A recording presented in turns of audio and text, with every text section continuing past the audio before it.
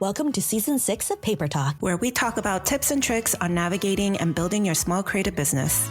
I'm Quynh of Pink and Mosey. I'm Jessie Chu of Crafted to Bloom. And I'm Sarah Kim of Handmade by Sarah Kim.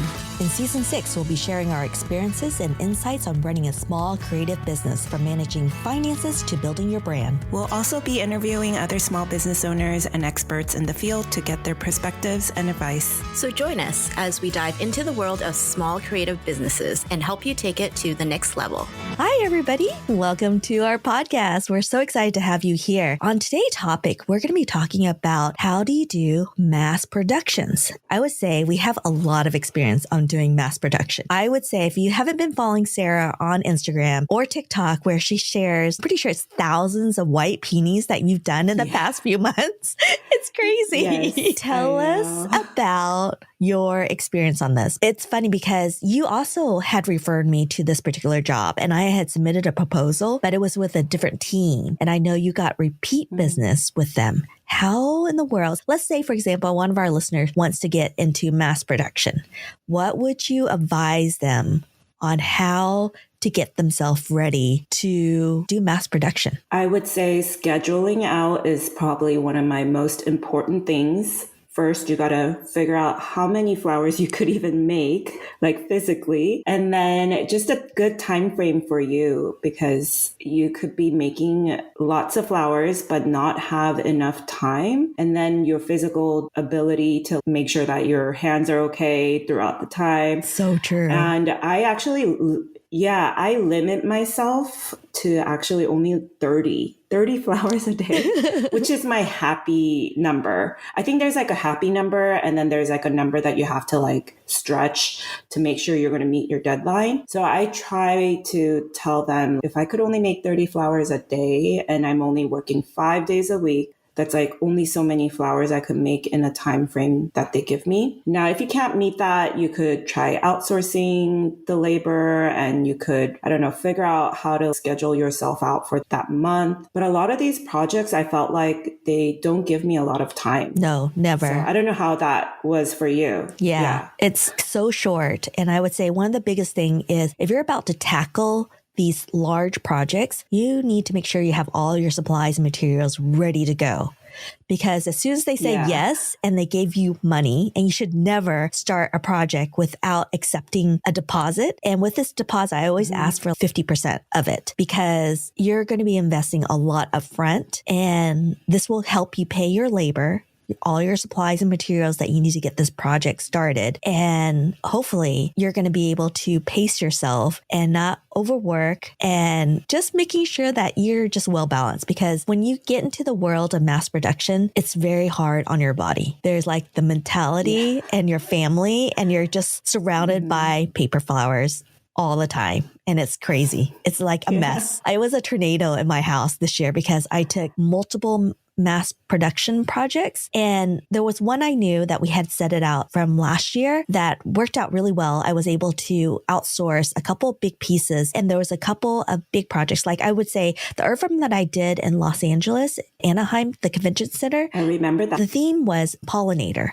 And I had met Ashley Regan, I Bleed Heart, from the Greenwood Project in Oklahoma. I actually met her in person. I loved her. She's a super talented person. And one of her specialty is actually doing butterfly wings. She's so artistic. And one of the things that I do not know how to draw. I can draw stick figures. I can draw lines and circles. I can mimic someone else, but I cannot draw. I don't have the creativity of that. I find that really difficult and hard, because when I see other artists draw and paint, it comes so naturally to them. And I really have to work really hard to replicate that and study and practice. And so I knew this project required thousands of pieces. And we started this in November, and the project wasn't due until February. And I had to submit everything to the warehouse, because it was going to an expo where there were all these different pieces, because you're not the only player in this piece. There are people that builds out the booth. There are the supplies that brings in the product to promote the item. Your main purpose as an artist is to bring crowds into the booth.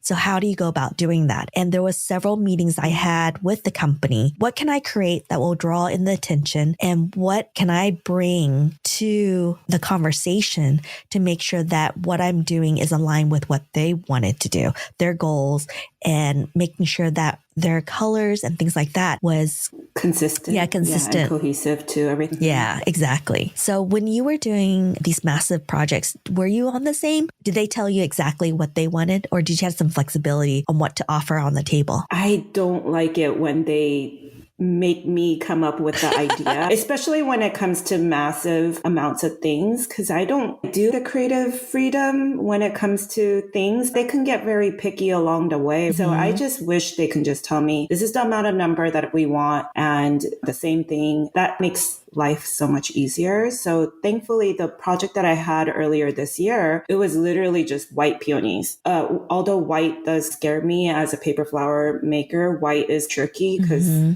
it can just look like paper. Yeah, exactly. And I tried to find like the perfect white color. I had to go through so many different white paper packets to figure out the right color for this. And then we started, but thankfully that one was a very easy, they just wanted the white peonies almost identical. So it didn't really matter.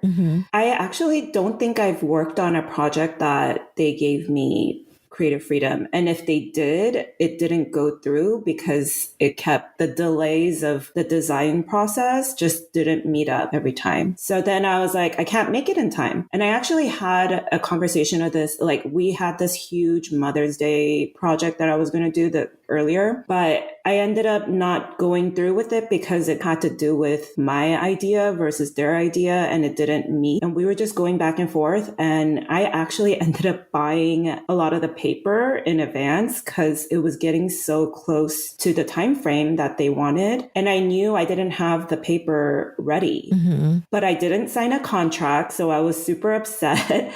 And actually it didn't go through. So I ended up having to return the paper. And of course, like it was just my luck. I didn't read the right like store policy. I thought you could get a full refund, but in very small print, they said that they were just going to refund me on a store credit. Oh, so I was bummer. a little upset over that. I know. And I had bought like tons of paper. Have you been able to use it? Actually, you know what's really funny? I went in and then I tried to return it and they said they were going to just give me store credit. So I was like, maybe I'll just figure it out, take it home, and then I'll either return it or I'll either cut it down and use it for something else. But I tried one more time with my husband going back in and they returned it. So I was really confused. Yeah. Maybe it was why a are they doing different this? customer service person that was a little bit more flexible.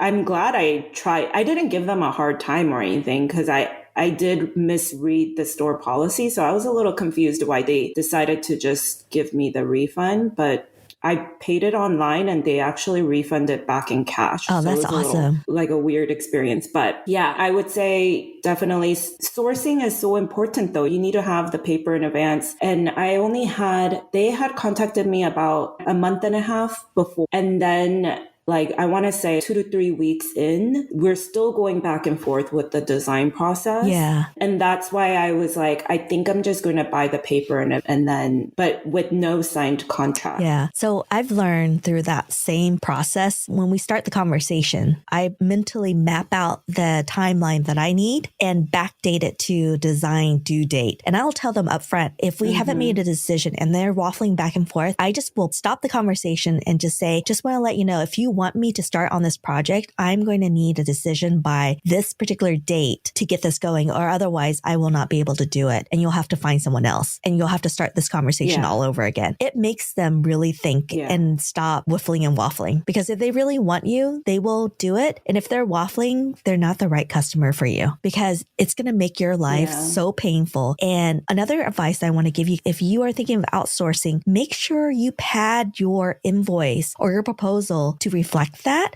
Because if they're cutting into your profit and they're cutting your timeline and you know in the back of your head, oh my God, I think I could do this myself. But if they're delaying things, I've definitely killed myself over projects where I'm like, I'm going to do it. I'll work like 16 hours a day and just bang it out, which I have done. But I have told myself that I'm never going to do that again. And fortunately, this year, I've been able to hire and pad the proposal in to make sure I do have help, but it still was a struggle. Like a lot of projects, which I forgot that people that I hire do not have the experience that I have. And of course, I can do things much easier and much faster than another person that maybe has done it not as quite as often, but they're crafty. And that's why you hire them. They're quick thinking, but they're still not going to be as fast and know exactly what you want to be done. So that's something to think about. And also think about doing things in bulk. Yeah. And both you and I, what's in common is that these companies, there is going to be a lot of that time crunch. Yes. And that time frame is always going to be just what's the problem, not us making it. Exactly. I think it's the admin part of going back and forth. Yes. So I think that's like both of us, right? Yes, exactly. Because we are the decision maker for our company, but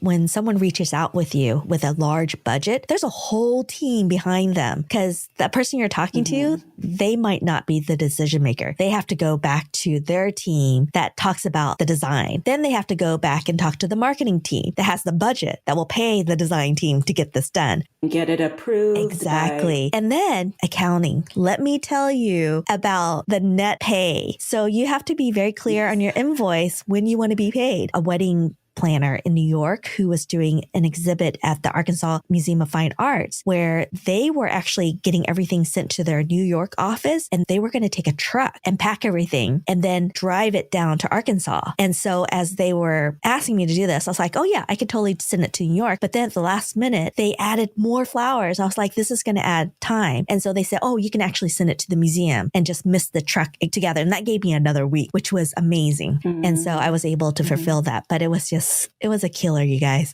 It was tough. It was really tough. I feel like it's time. And then with the whole idea of pricing too, because these like mass production projects, it's a lot more to think about than your just regular daily purchases or orders. So true. I feel like even pricing is so important. Same thing, like you said, with the whole shipping, like it's not one flower that you're shipping now. Yeah. It's going to be hundreds and thousands of flowers. Exactly. But these projects are very important for paper flower maker because we do get hired a lot for these. Yep. And people love it for installations, decorations, party favors. And a lot of these times, like they're not purchasing one, they're going to be purchasing a lot. And like you said, you said you did it for the convention, like a booth. And that's a lot of space that they have to fill with flowers. Exactly. So I think it's a good market though. Like we could get a lot of jobs doing. It's just we need to be ready to figure out the pricing, the scheduling, and how much time we have for each thing. And sadly, they don't give us a lot of time for this. No. Every time I get reached out, it's always like a month max or a month or two. Yeah, so true. And let's talk about packaging our flowers to get it shipped out. I feel like we always get questions like, how do you pack hundreds of flowers? Okay, first of all, you need to have the packaging ready on hand and make sure you do charge the shipping and handling in the invoice because a box, a good shipping box that is built properly is expensive. And this is wholesale cost of maybe, let's say, for example, I'm shipping out a lot of flowers. How do I bill out the container? How do I put everything together so they don't get squashed? I will buy flatter boxes. They're like, I have one that's 6 inches tall, 20 in diameter and 20 inches in length. And so that way I can lay all my flowers flat and I will actually get a foam core board from the dollar store and poke holes, put wires so all the flowers stay put. Because the board is longer than 20 inches, I'll cut the sides so they're flaps that will stand upright. So if the box get crushed, that foam cord is another piece that's holding up the box better. And then what I'll do is I will stack those boxes on top of each other, like 4 at a time, and tape it together. So you get one large box because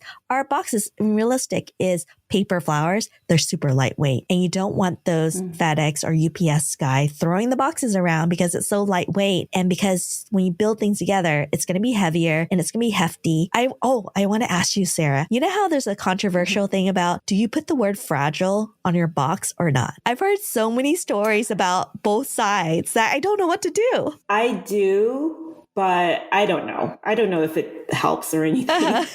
But I do put the stickers on all of them. But when I actually ship them out, I don't pay like for the extra fragile box or anything. I don't like either. I don't know if you, but I do put it on there just in case and I say this side up. Yes. But shipping though is really tricky because it does take you so much time. I thought it was going to just take me a day to just pack everything. But like you said, you're poking holes, you're making sure everything is stable. It's not going to take one day when you're making hundreds of flowers. I think it takes me a good week to just ship it out. Yeah, definitely take time. I always give myself a day, but I actually have help. Oh, wow. Yeah, I can actually do it because I've done it before, but I actually hired help for this really big project that I did. And I showed them how to do it. And then I just gave like just one job at a time. And it took with 3 people doing it, and we're sending out thousands of flowers. 3 people doing it, it took us about 6 hours to pack everything up and 2 cars to put everything together. Yeah. It was crazy, but it was just like a lot of work. And I'm like frantically, oh my God, we got to make this deadline. But it was great. You have to think about that too. Don't think that you're just going to throw it a box. It takes me 1 week. Yeah. Yeah. Because you said 3 people, 6 hours. Yes, so exactly. That means for me, it's 3 days. Yeah. Yeah. So make sure you add in time to box everything up. And also, highly recommend this. If you can, the day before you start packing things together, do a photo video shoot day where you can play around with the flowers, because this is your only chance to document these flowers before they head out the door. And most likely the clients never send you photos. They never tell you, we love the flowers. It's like a black hole that you ship it out and it's bye, never see you again.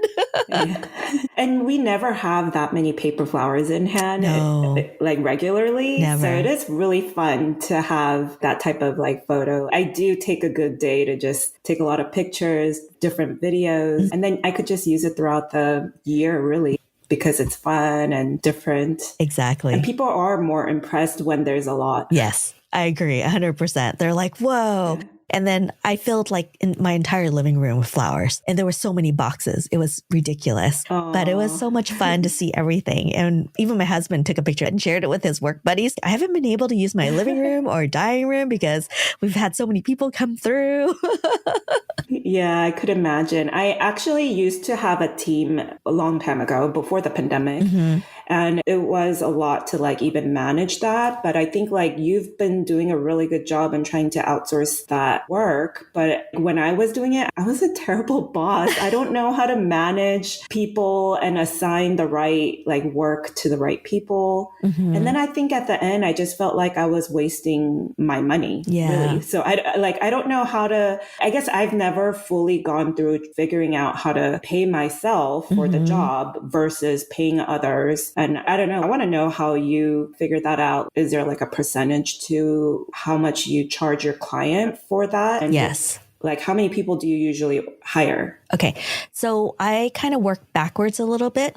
So what I do is our Washington State minimum wage in Seattle is $15 an hour, which is quite hefty. So that's why things are a lot more expensive on the West Coast than I would say in the Midwest or even the East Coast, because there's only a few states out there right now that's $15 an hour. Because I want to get good quality people and I want them to come back again to work for me, I usually pay them much higher than $15 an hour. And depending on your expertise level and have you worked with me before, have you shown me that you're an amazing worker, I will bump up that number even higher just because I want them to come back and work for me again, because it's hard to find good workers that's reliable and that's trustworthy and that are really brilliant at what they do. So you want to keep that relationship going. And so to do that, you need to pay them well. So how I break this down. So when I look at a particular flower, I will make it. And now I realize instead of timing it by 3 times how long I make it, I will time it 5 times longer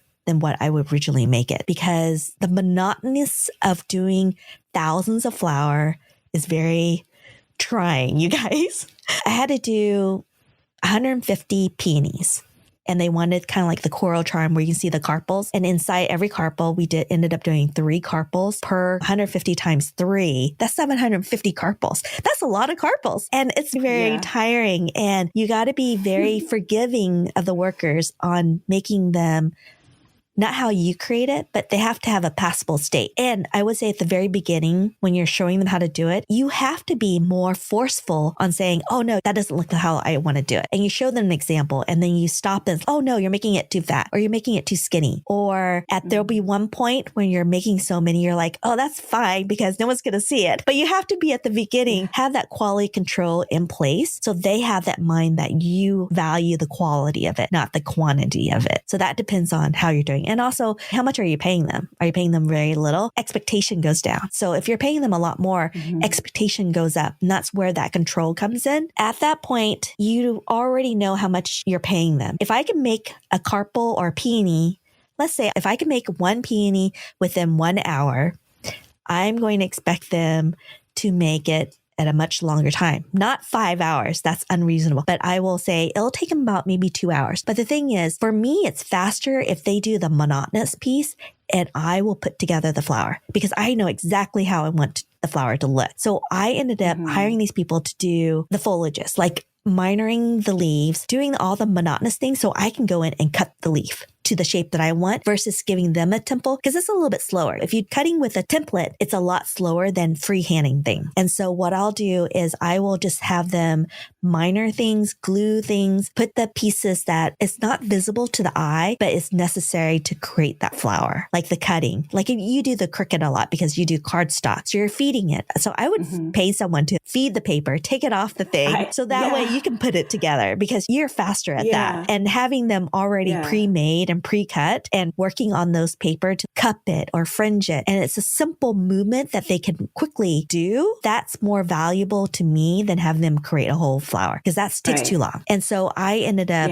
having people just cut the sepals because they're important, but they're not too visible, but it's necessary. And if you think about it, a sepal for a peony, there's 6 of them and they're various shape from round to a more diamond shape on the bottom. Plus they have these little funky leaves on the bottom. I'll have them just cut them. I'll tell them I need 500. And there is some quality control where you want them to cut a minimum that number, but they can go over because who knows when you're cupping things might tear. So you rather have extras. And that was really helpful to have. And then you have to make sure that you're monitoring to make sure that they're cutting the size you need and just check every once in a while. Like even though you did quality control at the beginning, do it in the middle multiple times and then at the very end. And then if you're looking for them to do jobs, counting is so important. We ended up counting so many times because there was so many. It was like making sure that we had enough pieces. So yeah, it took time to count things too.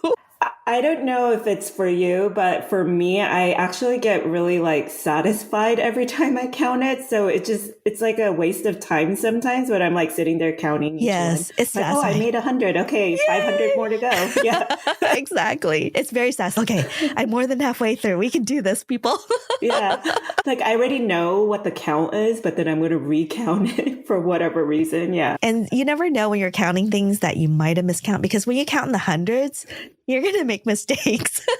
I know. And speaking of which, I love working in increments. So I do make sure everything is organized by the number. So I do it like stacks of 10 and then I'll do 25 at the end. I work in weird increments just to make sure that I'm always recounting the process. And especially with the petals, like I need to make sure that there's however many petals in each flower. So I make sure I count that over and over. A lot of math, huh? So much math. You never realize it until you start doing it. Oh yeah, a peony has 36 petals and you're like making sure that you cut enough. And I did find that when you're doing mass production, it's very important to have things look somewhat similar. Like you can't have variations because the client doesn't understand that each flower is unique, that you can have variation. They want one peony to look like the next peony. It depends on the project. Yeah, true. Again, if it is but if they're going to be like on purpose the same, then you do have to make sure they are. And that's something you will have to work out with your client. Make sure you're doing that correctly. Okay. There's one other thing that we should talk about. Do you send out test models of what you're making to get approval before you start the project or not? Yes, typically they do ask for it. The white peonies that I recently made, they didn't. So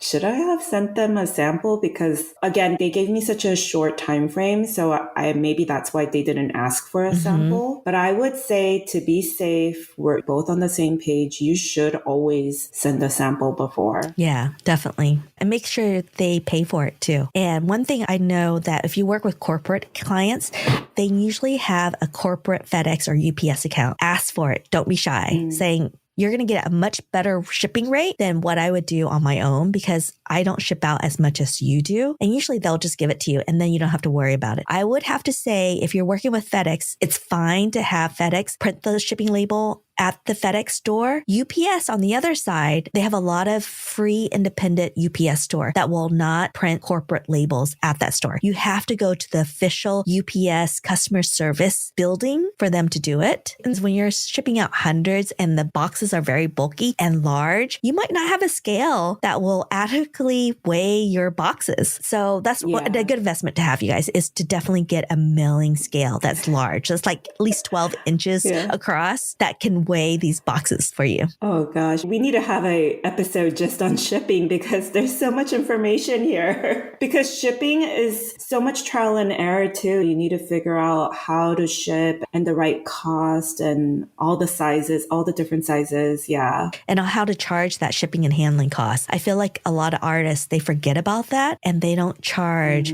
the shipping, because the shipping inside the box is like, what do you add to make sure that your flowers stay safe and dry during winter and rainy season? And I always look at the weather report. If you know you're shipping it across the nation and you know that it's going to go through some hazardous weather, I'm going to spend a little bit extra time making sure I tape the outside of the box, especially the corners, the seams, and just sealing those pocket areas that water or debris can get into the box. And when you open it, I would say it's different with corporate versus sending it to a client that's not corporate, because you want it very pretty and personal when you send it to someone that's like a wedding bouquet. You want that experience of opening up to be just as special as your bouquet. Whereas a corporate, you're probably going to have some mailing room or some unpacking person just opening it and not even observing your beautiful packaging. So why waste the extra packaging and time to make it look pretty when it's just going to be thrown out and not being cared about? And weatherproofing is so important, because that's seriously, it's always like my nightmare, like thinking, oh my gosh, my package is going to get soaked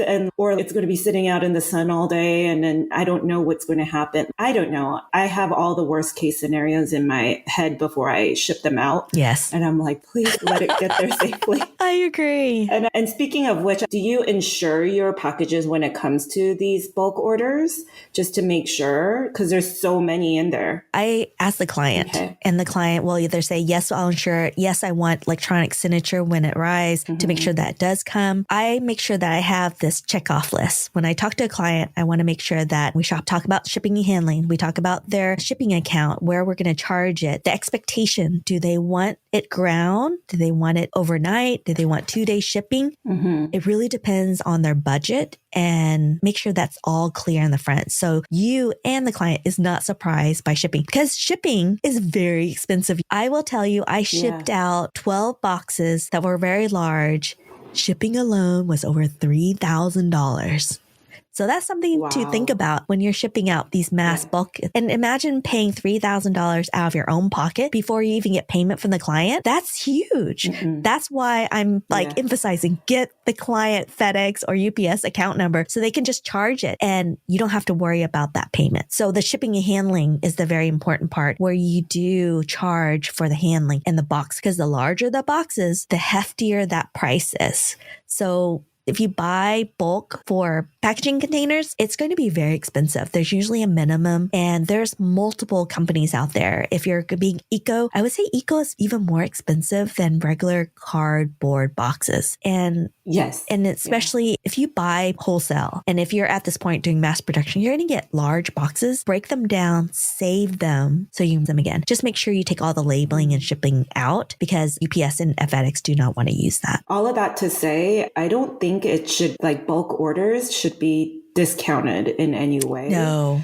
Like it actually costs more. Way more. Because you have to outsource certain things, so much more supplies that you're using. Yep. There's going to be a lot of trial and error. Mm-hmm. It really is a big deal, but I think it's worth it at the end, as at least for me as a paper flower maker, because this is one of those times where you can make a lot of income as a paper flower maker. And I feel like a lot of the times these corporate companies have the budget for it. So I say do not give a discount whatsoever. Yeah, do not. Work it out with them. See what you're comfortable with. Know what you're paying. Work out your numbers before you even start thinking about mass production. How much you're willing to pay for one rose, one peony, and think about the sizes. Think about your color palette that you have and know the suppliers that are going to supply you these supplies. Where are you going to source these? How quickly can they send it out to you if what you have on site does not meet the expectation of what you need to make this project? So that's really important to think about. I want to tell you my first wholesale experience with mass production. I think I made over maybe 5,000 flowers. Wow. I charged them $1 per flower. Oh my gosh.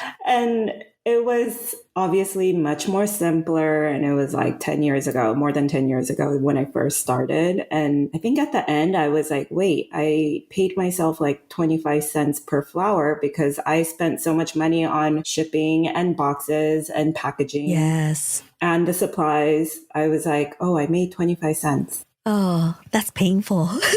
You live and you learn. So true. So true. Yeah. Thank you so much for joining us today. If you have any questions about mass production, and I think you're right, we do probably need to do an episode about shipping because that's one of the most requested things that we get from our group. And I think it's so important to talk about that. And we'll see if we can get an expert to come in. Maybe we can get like a FedEx or UPS person to come and talk about what's the behind the scene on their end. Wouldn't that be fun? Yeah.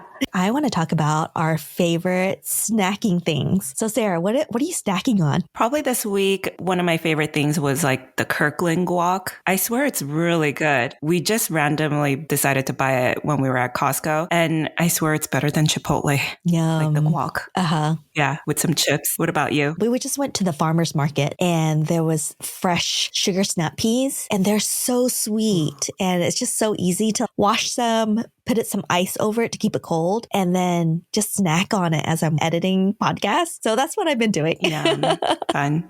We'll see you next week with another fun episode. Talk to you soon. Bye.